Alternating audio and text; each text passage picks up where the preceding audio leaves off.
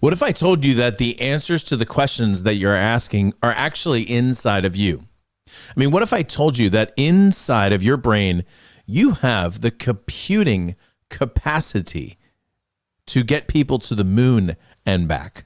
What if I told you that in all of your searching for the answers, you may have already found the answer to the income, impact, and lifestyle that you've been looking for in your business? Today's show is the Ask Me Anything show, but before we really get into that, I'm going to be sharing with you a story from my golf game from 2 years ago that absolutely changed the way that I look at everything. And it's going to change the way you look at your business too. EdTalks Live is next.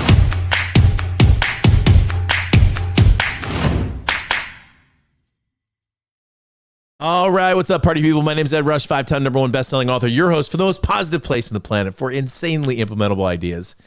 We are here in almost the last week of October. Oh my goodness. I don't know if you can feel it or not, but like the entire country is walking on pins and needles.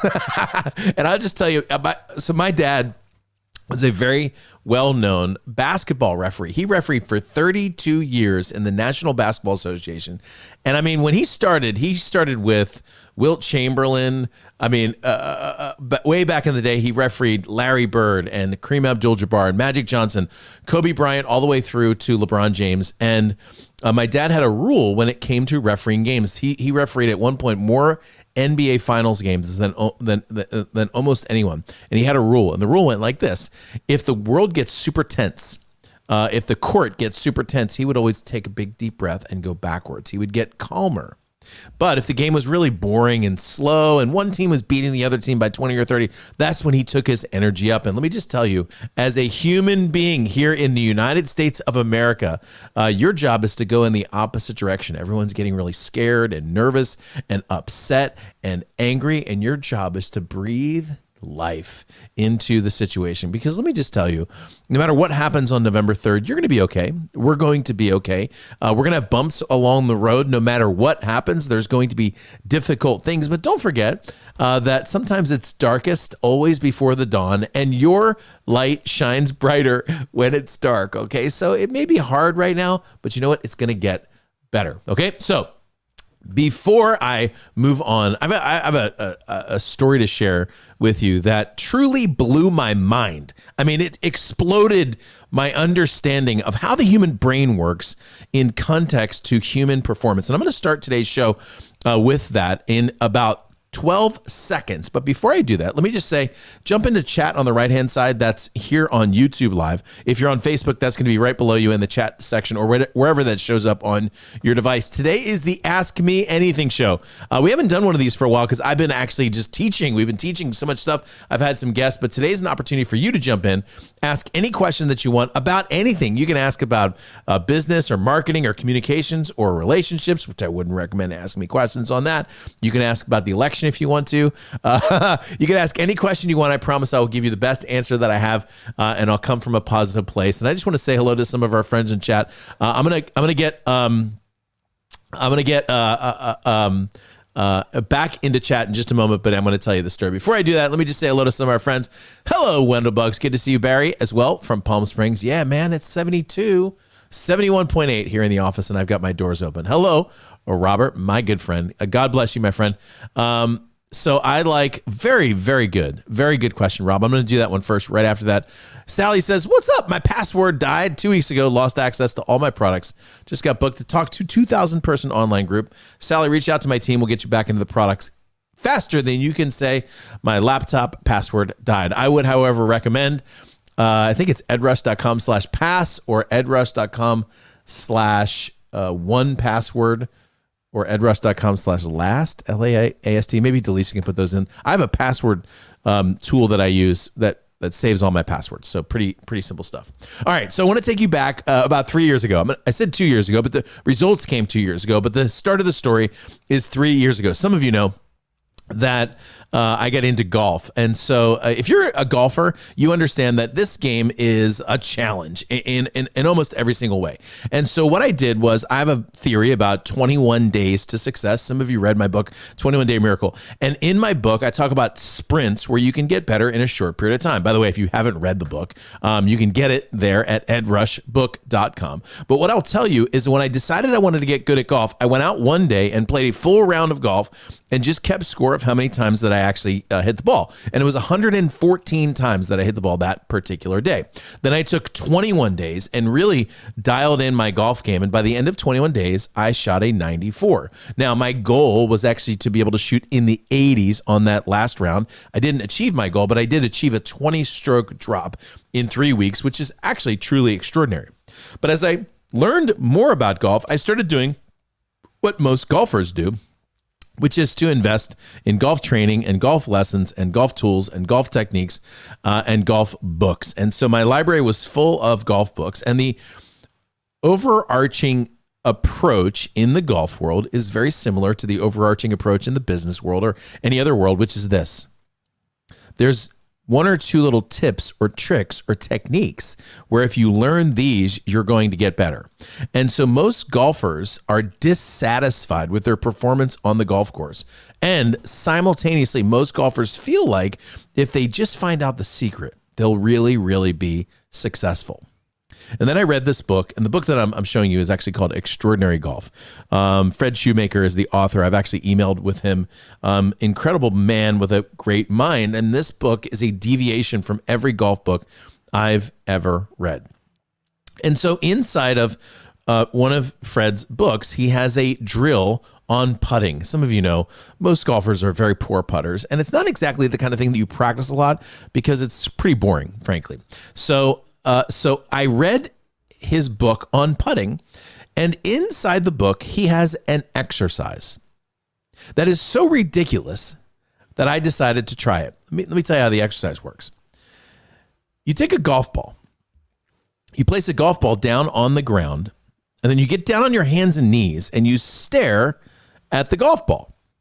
In fact, I watched one of his trainings online, and most of his attendees are 50, 60, 70 years old. And so here are 10 or 12 people who are approaching retirement, kneeling down on a golf green, staring at a ball. Okay, so the first step is to stare at the golf ball. Step number 2 is someone will now take the golf ball away. Pretty simple exercise, actually.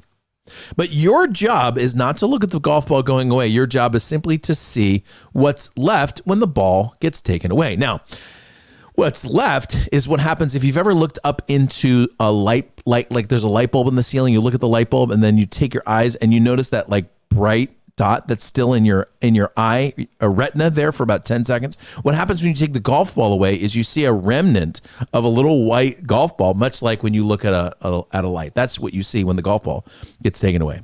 The next step in the exercise is to stand up and then stare at the golf ball, and then for someone to take it away, for you to see that remnant golf ball that's still sitting there. Again, fundamentally a crazy exercise. Step 3 now is to putt the ball. But instead of putting it and watching the ball go towards the hole, your only job is to simply concentrate on the disappearing white spot that's left after you putt the ball. So I went out to the golf green. I did the exercises that I was encouraged to do inside of this book. And then I went out to play 18 holes of golf. I got onto the first green. I had approached that green in about 2 or 3 shots. So I was putting at this point for, I believe it was par. And I had about a 40-foot putt. I was playing at a very complicated course here in San Diego Country Club, which I used to be a member at. And the greens are very difficult. So as I approached my ball, I noticed that if I was going to get this putt in, the ball was going to go up a hill and then back down, and then it would turn left initially, but then right. That was the overall putt that particular day. But my job wasn't to get the ball in the hole. All I was thinking about was the only thing I was going to focus on that day was to see the disappearing white spot after the ball got hit towards the hole. So I looked at the hole, I looked at the ball, took a couple practice swings, and I went up and hit my ball. And all I thought about, I didn't think about my arms and my legs and my hands or how far back I went. I just said, I'm going to hit the ball and I'm going to watch the disappearing spot. And I watched the disappearing spot. And when the spot began to disappear, I looked up at my ball, which was rolling up on top of the hill. And then it was going down towards the left. And then it was going back down to the right. And it stopped within 1 foot of the hole. Now, for those of you who are golfers, and even if you're not, you know that a 40-foot putt that stops 1 foot from the hole is actually a really, really, really amazing putt. And I thought, wow, that was a pretty lucky way to start my day. I hit the ball in and moved to the next hole, having just scored a bogey, which for me is pretty good. Went to the second hole, which is a par 5. I was on the green in 3 strokes, which means I'm now putting for birdie, which is an excellent score for me. And I've got about a 25-foot putt. This one's basically straight downhill with a little bit of a left-hand turn, but I'm not worried about that. All I do is approach my ball, take my swing, and see the disappearing ball. And all of a sudden, after the ball disappears, I look up and see that my ball is rolling slowly, slowly, slowly into the hole for a birdie. The next hole was similar. About a 40-foot putt I left about 2 feet short. The next hole was similar, about a 30-foot putt that I left about 3 feet short. But at every single example, for some reason and somehow, without thinking about actually hitting the ball, without thinking about where my arms or my feet or even necessarily where my eyes were, or how hard I was hitting the ball was ending up almost in the hole or in the hole every single time. And when I got done with that golf round, I had this sense of calm and peace as I was walking back towards the clubhouse. My golf coach was standing there. And he said, "How'd it go, Mr. Rush?" And I said, "Jeff, I have to just tell you, I think I figured something out today. I think I realized that the less you think about golf, the better you play at golf." And he said, "You just learned the secret to great golf." I mean, so I was like, the secret to great golf. And all of a sudden I realized something. I mean, it just hit me. Like if you seen Russell Crowe in that movie, A Perfect Mind, I know he was crazy. As I was looking around in my mind, I realized something. You see, when you're standing on a golf green, there's a lot of mechanical processes that are happening. I mean, first of all, you're standing up. That's a difficult thing to do. If you ever watch a 2-year-old try to stand up, that's a challenge for your feet and your brain and your body, but you're doing that flawlessly. And the second thing you're doing is looking at the hole and looking at the ball, and you see the hill that goes up and the hill that goes down and all of the things that happen inside of that golf game. And all of those things are happening inside your brain. I mean, inside the back part of your brain, there is computational power that is creating exactly the golf swing that's needed to get the ball to the hole. Now, the funny thing about it is I was consciously not thinking about it. All this was happening behind the scenes. Remember, all I was doing was looking at the disappearing ball. And so as I was hitting the ball, what was happening is there were this complex mathematical and physical calculations, which truly I could not even do consciously, that were happening back in the back. But as long as I got my conscious mind out of the way, I was giving my subconscious permission to be able to make excellent calculations and be able to sink a golf ball. And then I realized something as it hit me. Just as it is true in golf, it's true in life too. One of the reasons why you haven't hit the income that you want, one of the reasons you haven't created the lifestyle that you want, one of the reasons you haven't had the impact that you want isn't because you don't have the tools. It's not because you don't have the answer to the questions. It's not because you don't have the solutions. You probably have it all. The real reason is sometimes as entrepreneurs, you're holding on so tight to the decisions that you're making, when if you were to just let go for a little while, your brain would kick right into gear and understand exactly what it takes. So today, as we start the show, by the way, the book I just referenced is actually a really good place to start. It's called Extraordinary Golf. Even if you don't play golf, it's a pretty good book on mindset, frankly, and it might interest you to learn about something like this and see how the brain actually works. But the real thing to do is to notice the areas of your life where you're holding on, frankly, just a little bit too tight, and let go long enough to be able to see the results. Speaking of letting go, the second book that I brought today is a book that I read about 2 months ago. It's called The Surrender Experiment. I don't know if you've read this book before. This is by Michael Singer. I don't know if what he teaches or what the story he tells is true, but if it's true, it'll blow your mind. This is the story of a man who essentially became a billionaire by completely letting go and surrendering and allowing life to bring what life brought to him. And I've got some other books here that I'll talk about as we get later into the show. But today's show is about you.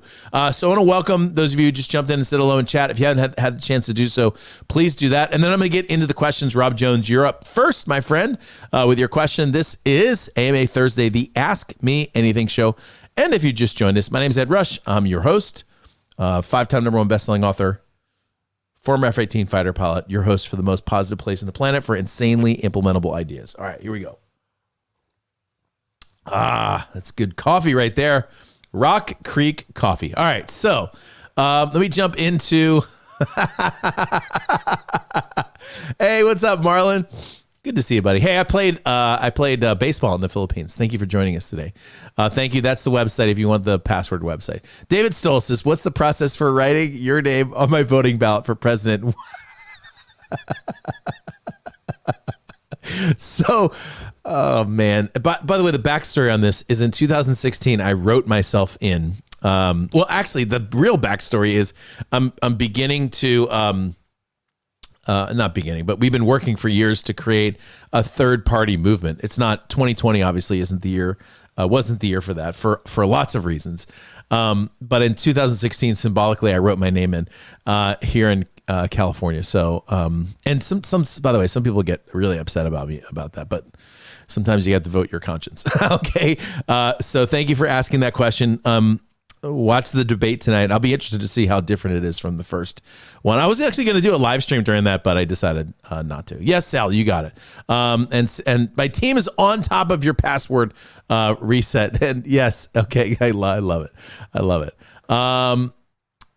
I think that you should email my team, Wendell, about that. We did connect some people to Bob via email, and so he just asked that we would disconnect. So email us, we'll connect you that way. And Gina says, I'm holding on too tight, I've lost the edge, which is right out of Top Gun. All right, I'm going to go back to Rob, your question.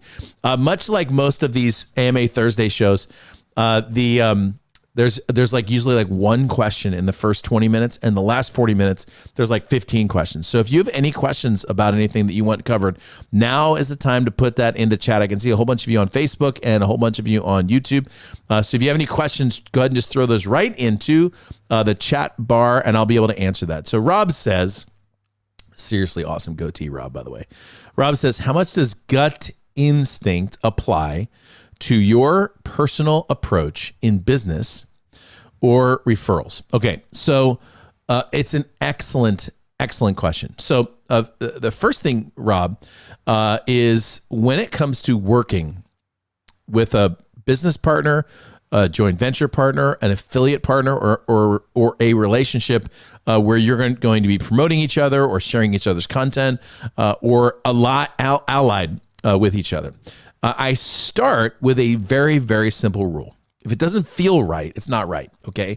So have you ever been talking to somebody and they sound totally normal, but then you get like the weirds? You know what I'm talking about? Like you're talking to somebody, what is the deal with that guy? I don't know what it is. Or you see someone on the stage and everything sounds right, but then you're like, something off, something weird about this guy.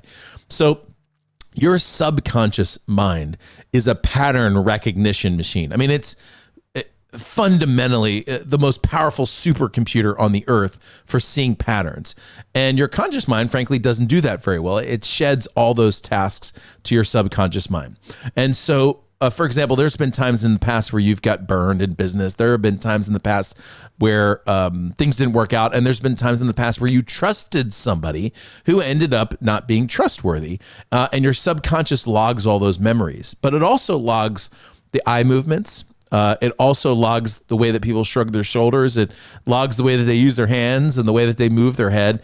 And so a lot of times you'll be talking to somebody and you'll just get the weirds. What is the deal with that guy? And a lot of times it's your subconscious experience going, yeah, these three indicators are telling me that this guy's not on the level, and your subconscious is giving that to you in a body sensation. Sometimes it's like a little bit of a pit in your stomach. Sometimes you just feel a little weird. And I believe that a lot of that is just data driven by experience. Okay. So when I think about decisions like this, Rob, there's basically like 3 metrics to this particular decision. Okay. And you can think about this. If you look at your body, you can think about this as a brain, heart, and gut. Okay. And truly, I believe that those 3 things actually do help you make decisions. But if you think about it in these 3 categories, it also oftentimes helps you avoid making bad decisions and leads you to the right decision. So from a contextual standpoint, the first thing you should know about deals is what Tony Robbins said, is that the deal of a lifetime shows up about every 2 to 3 weeks. Okay. The deal of a lifetime shows up about every 2 to 3 weeks. What that means is we get this feeling sometimes as entrepreneurs that like, if we miss this thing, we're going to just miss it forever. And I'm never going to have any money if I say no to this. And the truth is we live in an abundant world with an abundant set of resources that are abundantly available. Okay. So if you say no to something right now, something is going to come right around the corner that's going to replace the thing that you just said no about. Okay. So sometimes we have this fear of missing out, like, oh my gosh, if I don't ally with this person, I'm going to lose everything. And there are some times when God brings someone into your life that's very important, but that's why you have your head and your heart and your gut. Okay. So your head makes decisions like this. Is this a good deal financially? Is this a good use of my time? How much time am I going to put into this? And how much am I going to get out of it? And does this align with my mission in life? And those are the ways that you do that. So you see people who like write a pro-con list, which fundamentally is a pretty bad way to make a decision, but that's a brain way of making a decision, a listing of the pros and cons, the good parts of this and the bad parts of this. Okay. But the next thing is there's your heart right here. And so, for example, if you're thinking about working on something and you are just jazzed up beyond belief, and you're like, gosh, this is going to be awesome and we're going to change the world. I mean, I remember when I was in flight school in the Marine Corps, I was in Corpus Christi, Texas. I remember driving to work one day and I remember thinking, I can't believe I get to do this for a living. And I thought about it. I said, I would do this for free. And then I thought about it. I said, you know what? I would actually pay to do this. Not only was I in a job that I would pay to do it. That's how excited I was about that. That's heart. Okay. So when your heart is like, oh man, when you really dial into something, your heart responds like that. And if you get an idea and you're like, man, I could make a lot of money with this, but then you start to feel like maybe sometimes a little sluggish or disinterested, that's your heart responding there as well. Okay.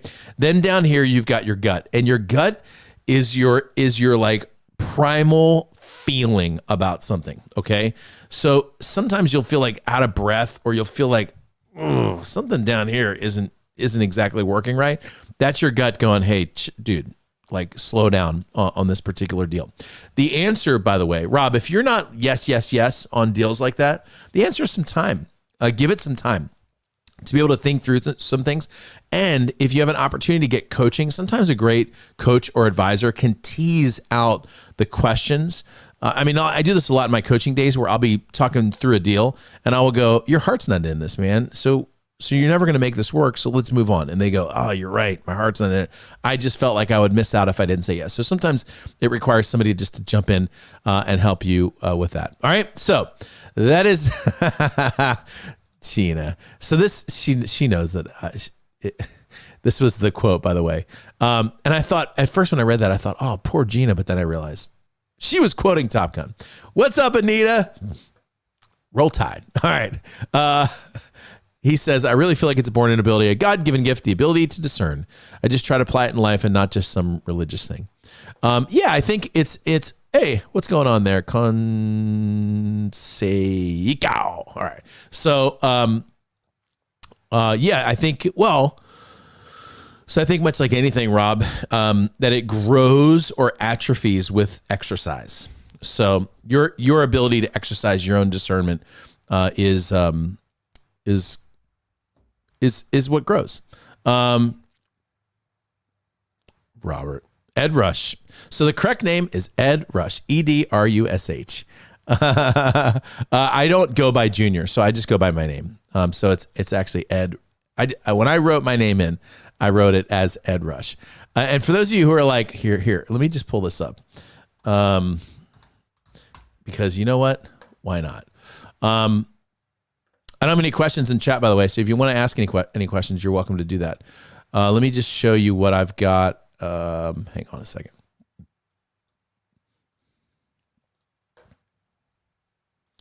Some of you are like, what are they talking about?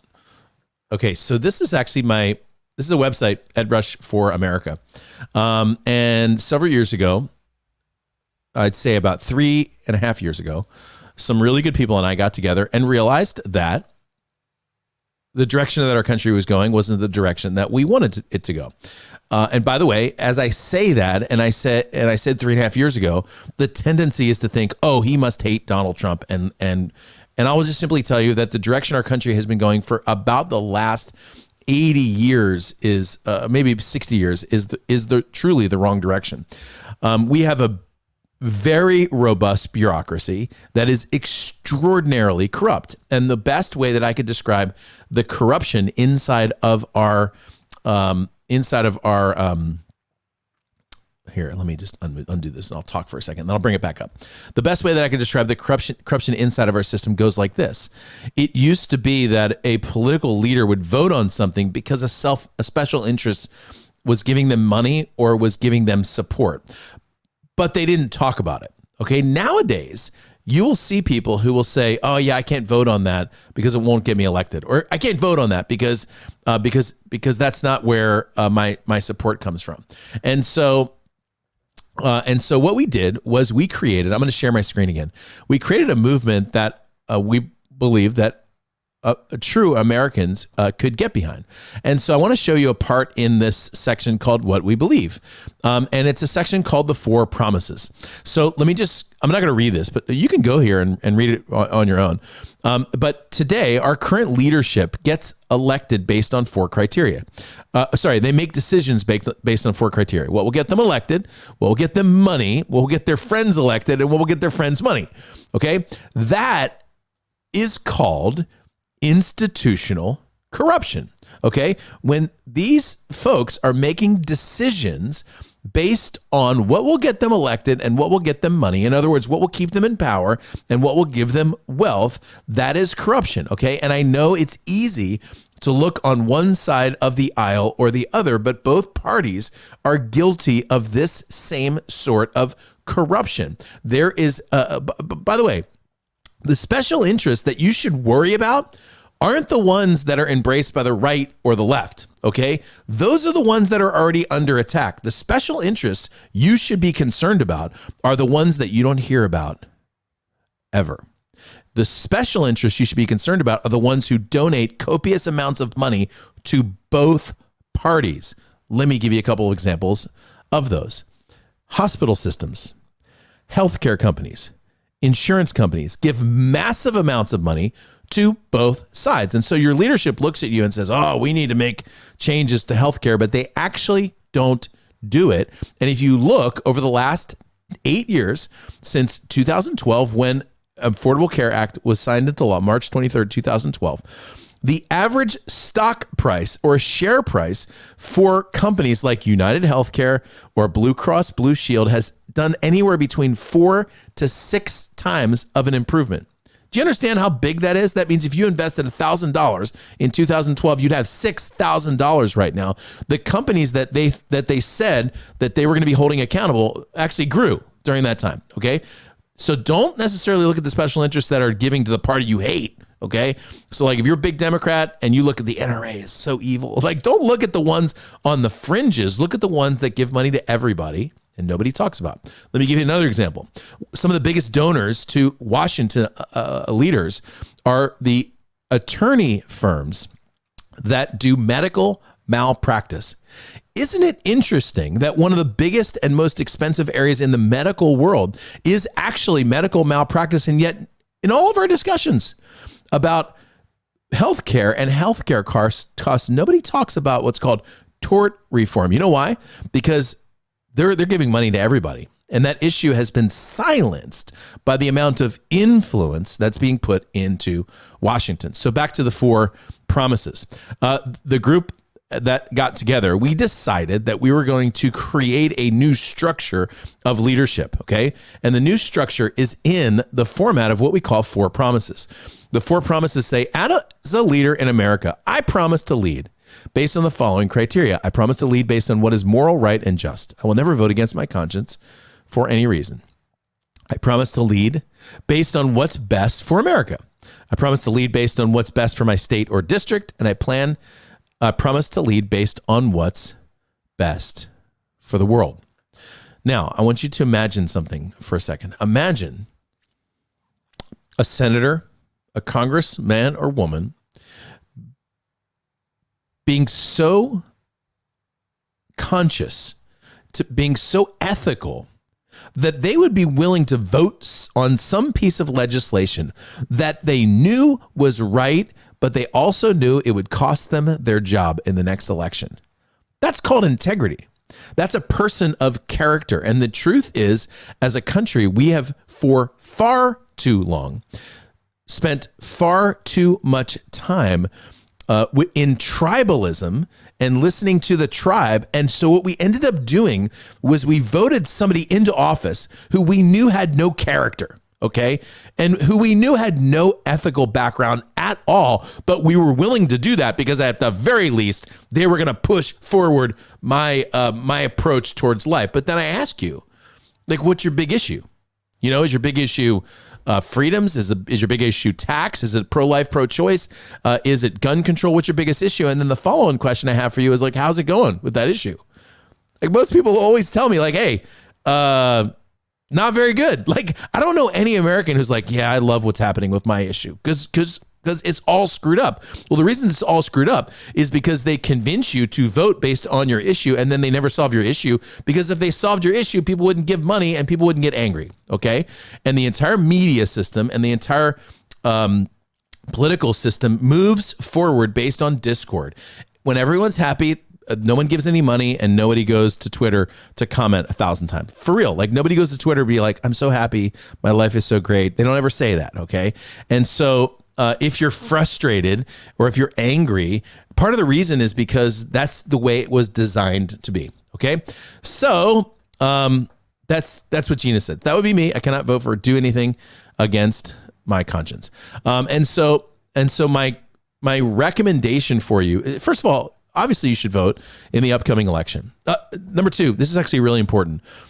You need to find alternative news sources. Now, I'm not saying right wing. A lot of times people say alternative news sources, they're talking about like right wing or something like that. You need to find alternative news sources that do independent reporting on both sides. When I say independent reporting, I mean they're not beholden to the powers that be. Without going too deep on this, most of the media companies right now, from a financial standpoint, are owned by 6 main companies that have heavy foreign influence, okay? And so those companies are not free to report the things that they need to report. So what happens is there are stories that get magnified in the press, and there's stories that get completely pushed down or diminished in the press. We're in the middle of one of those in a really big way, by the way.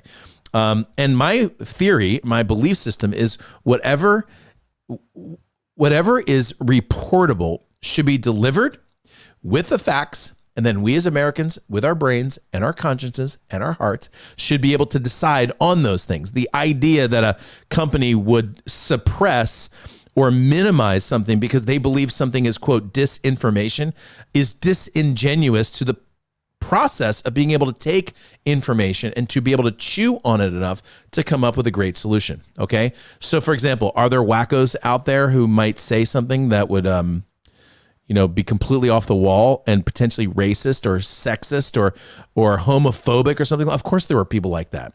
And I actually think the best thing is to let them say exactly what they want to say, because when they say it in the public square, enough of us can stand up and go, well, here's why that's wrong.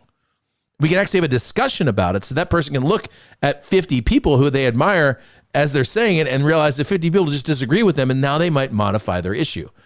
The alternative to that is to completely suppress that wacko's voice. But when you suppress that wacko's voice, you make like 20 more wackos, okay? So the idea that we can just communicate freely is actually really, really, really important, okay? And then with that, it's to be able to elect people of character. And that's what we're working on. And so I always say, like, I know things are hard right now, but just understand there are people working the problem. On the website, I have a discussion of why third parties actually can win. It happened in 1860. How we plan to pull it off. There's actually 3 main steps to that. Why hasn't it happened before? What the goals are? What about the issues? What will I do as president? What about the national debt? And then how you can get involved. And I don't have a timetable for this. We are largely at the behest of you know, what God wants to create in the world. There's timing for everything. And there's some great points in chat, by the way. I'm gonna jump into chat and answer some of the questions that you have. And by the way, we've got some time here, maybe 10 minutes or so. So if you have any questions about anything I just covered or anything else, I'm happy to do that with you as well. For those of you who just joined us, my name's Ed Rush. This is the Ask Me Anything show. Come on in and ask your question about anything you want, and I might even answer it. All right. So Robert says, maybe I should get rid of this thing so you can see me. Robert says, not everybody has a healthy conscience. The heart is deceptive, and we can indeed fool ourselves, Robert. And that is the reason. So first of all, that's the reason why I think our system is brilliant. We have a system of checks and balances, and we have a system of representation, both of states, but also population. So inherent inside of our system was the idea. So a lot of the American founding fathers who wrote the Constitution and participated in that experiment came from most of them came from a Christian background. All of them actually came from a Christian background, despite whatever anyone wants to tell you. And quite a few of them came from a Presbyterian Christian background. Now, if you study Presbyterianism in America, which actually is worth studying, it was very influential in the Revolutionary War, but also in the Civil War. And when you study the origins of Presbyterianism, one of the fundamental tenets of Presbyterianism is a tenet called human depravity. And what that simply just says is we make bad decisions. And left to our own devices, we will often make really bad decisions. And so, Robert, the founding fathers, when they created our system of government, they created it based on a fundamental agreement together that they understood about depravity, about the fact that we do dumb things and we make bad decisions. And so we have a system where, truthfully, when they wrote the Constitution, the executive branch wasn't supposed to have the kind of power that they have right now. Executive order wasn't on the docket when they wrote the Constitution, nor was a massive bureaucracy. I mean, there's millions of people, or maybe hundreds of thousands. I don't know the exact number. It's a lot of people inside of the executive branch. I mean, the original executive with George Washington had about 12 people. Okay, so the idea of this bloated legislative executive wasn't there. The place I always direct people for,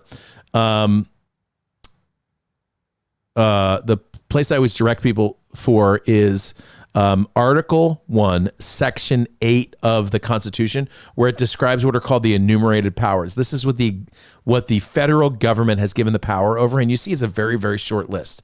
The second thing they did was they put together a legislature that encouraged discussion and debate, okay? And so what I mean by that is it gave an opportunity for people to come with ideas and then for them to discuss the ideas. That doesn't happen much in our legislature anymore. We used to be able to do that. Now everything's fed through such a partisan filter that there's no real actual debate. And then the Supreme Court now essentially operates like a super legislature. It operates like the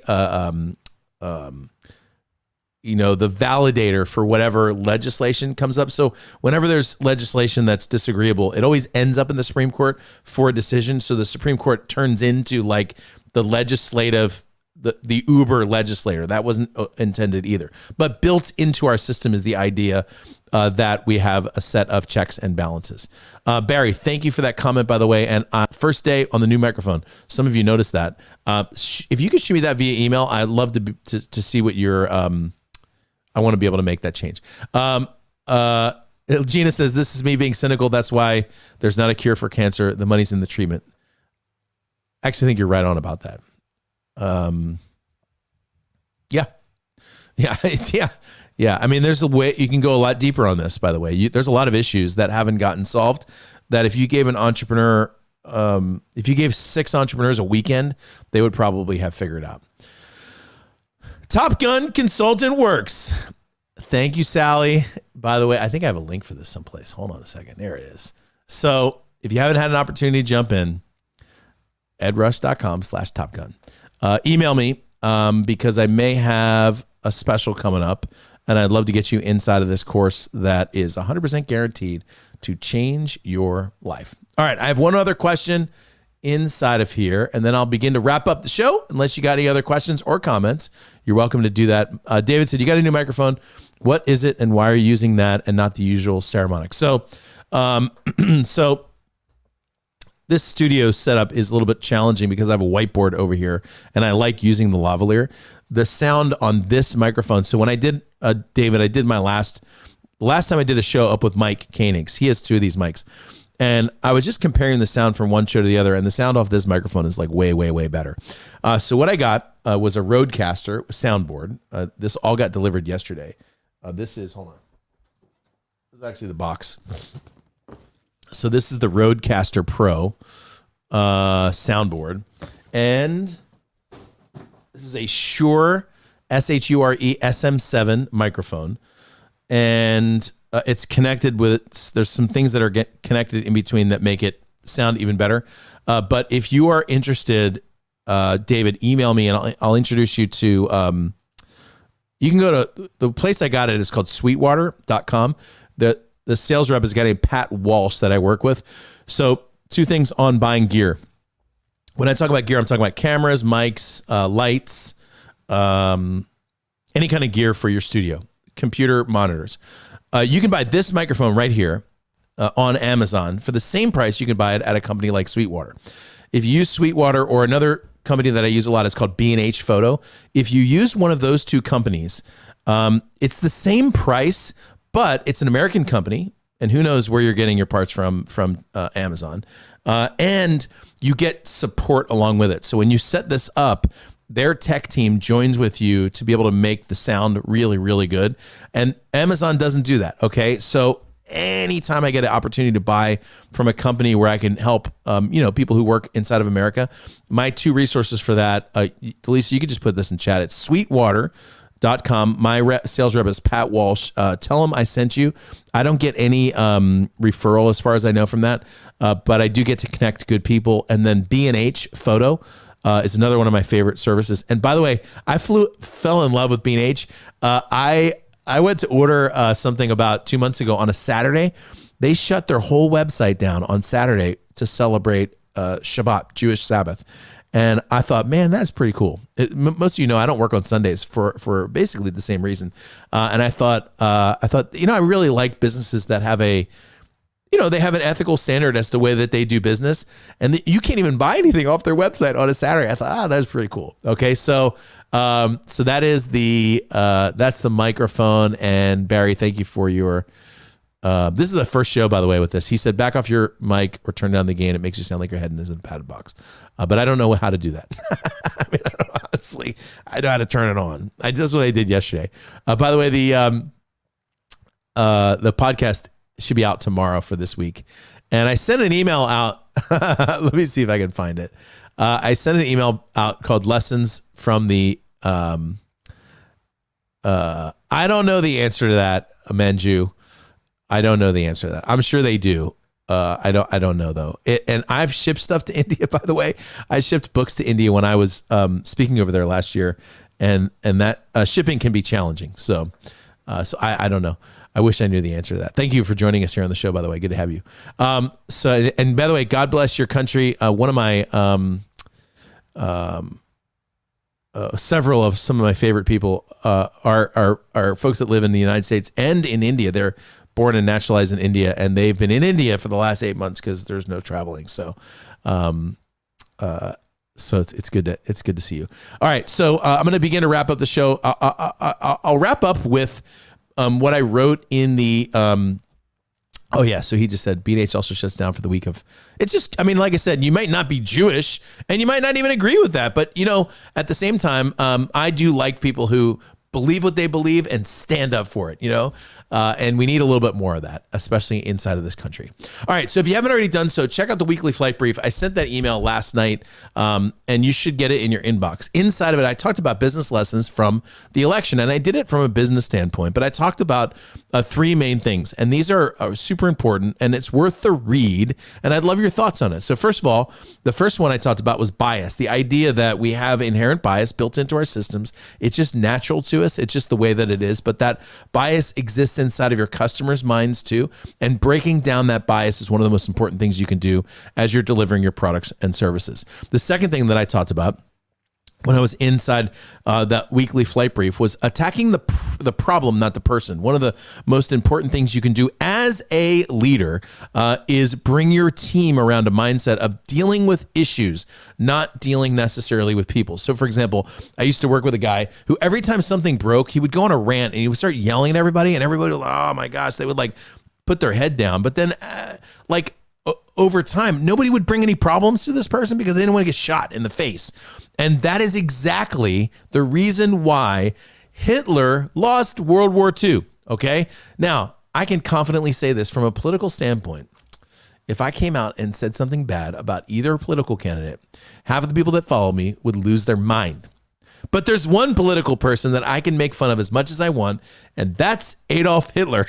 Okay? So I can confidently and clearly say that Hitler was an idiot, and nobody will disagree with me. What a wonderful world that we live in where we all agree on that. Okay, so one of the things about Adolf Hitler was in World War I, when most of his inner circle of generals were becoming famous. Like, for example, Hermann Goering, who was one of the most powerful people inside of Hitler's circle, was really a World War I hero in Germany. But see, Hitler only rose to the rank of corporal during World War I. So he never really found himself in a place in the military where he had any experience leading at a higher level. And that would really become his downfall.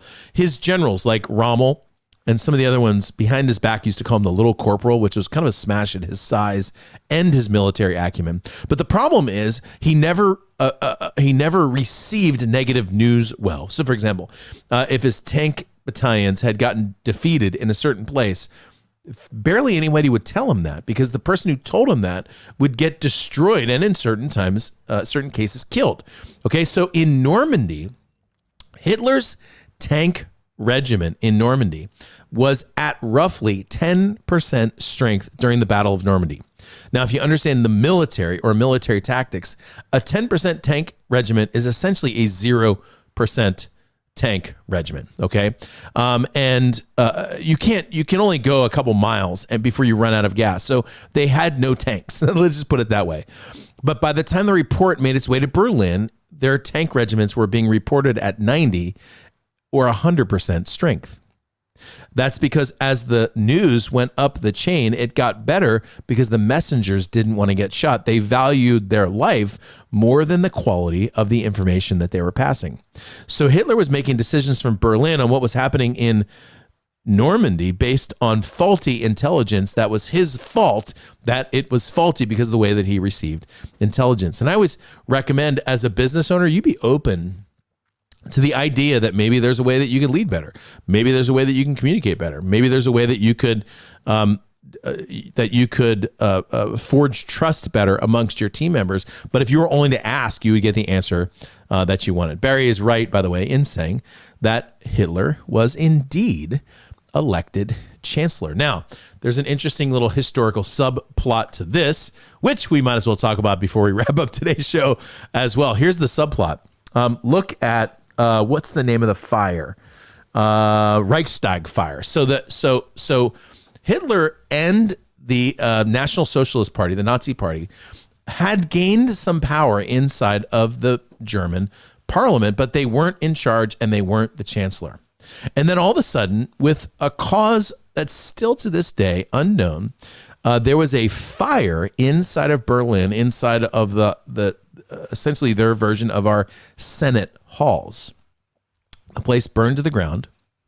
A young Jewish man was found to be the culprit. Whether he was or not, history has still not yet determined. That's an unknown.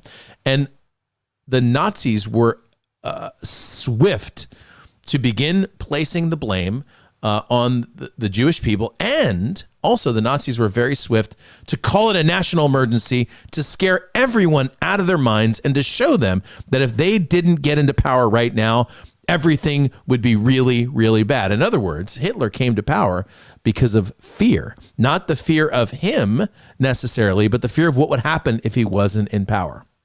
Now, this would be a nice way to wrap up today's show, because truly, both of the parties that are running right now, both of the parties are leveraging your fears to put them into position.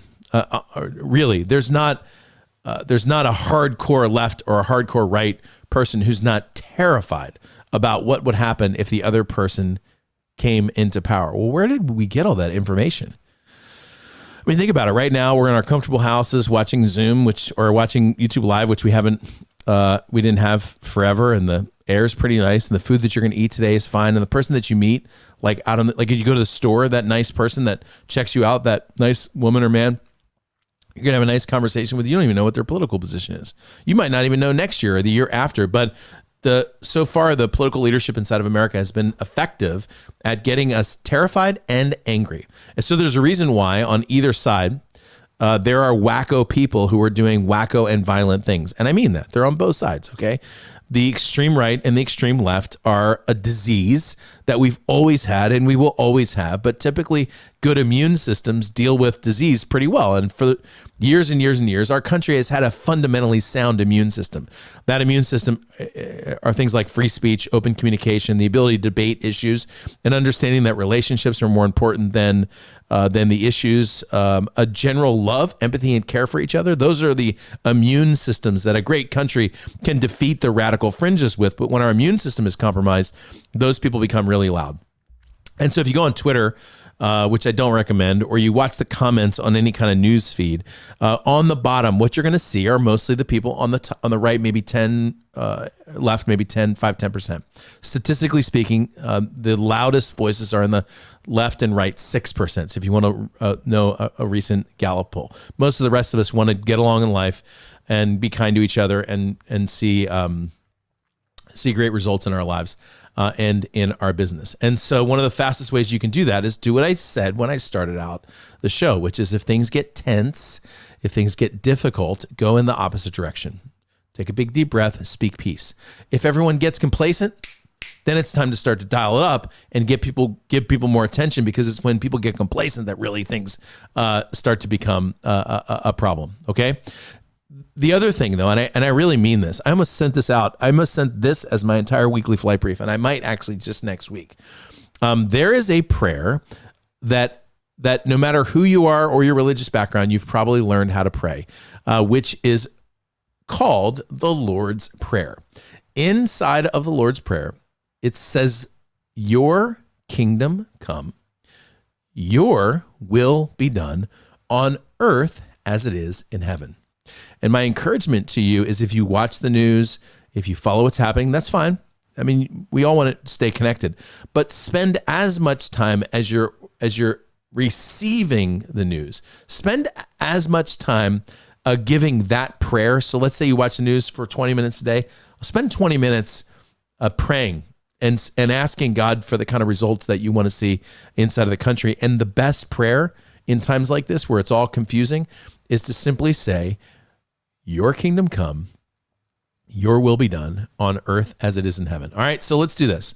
I'm going to wrap up the show, but I'm going to wrap up today's show. Thank you, Robert, for what you just said.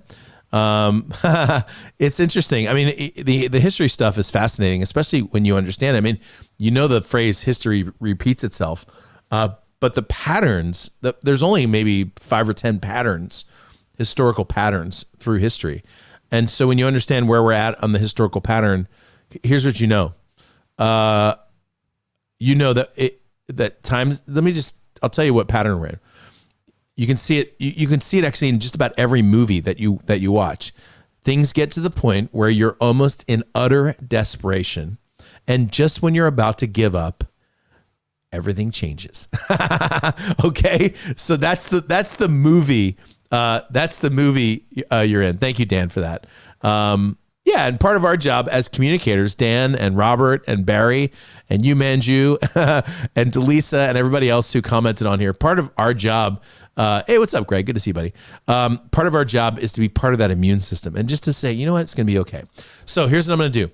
I'm going to do something I've never done at the end of my show, which is I'm going to actually pray I've done that at the end of the show, but I'm going to pray the Lord's Prayer and just ask God's blessing on our country, and then we're going to wrap it up. Okay, so our Father who art in heaven, hallowed be your name. Your kingdom come, your will be done on earth as it is in heaven. Give us this day our daily bread, and forgive us our trespasses as we forgive those who trespass against us. For yours is the kingdom and the glory and the power forever and ever. Amen and amen. If I can get an amen in chat as I wrap up the show, I just want you to know it's going to be okay. even tonight, it's going to be okay. All right. And I will talk to you on, I got a guest coming in. Who do I have coming in on Tuesday? I should have had this prepared for you. Hold on a second. I'm going to tell you who's coming in. Oh, I've got Charles and Elaine Singer. We're going to talk about books. And then on Thursday, I've got Bill Glazer. So next week's actually a big week with guests. All right. So many blessings. Thank you, Marlon. God bless you very much. And it's going to be okay. Smile, because today's going to be fun. All right. God bless you. I love you and I like you. EdTalks Live is out.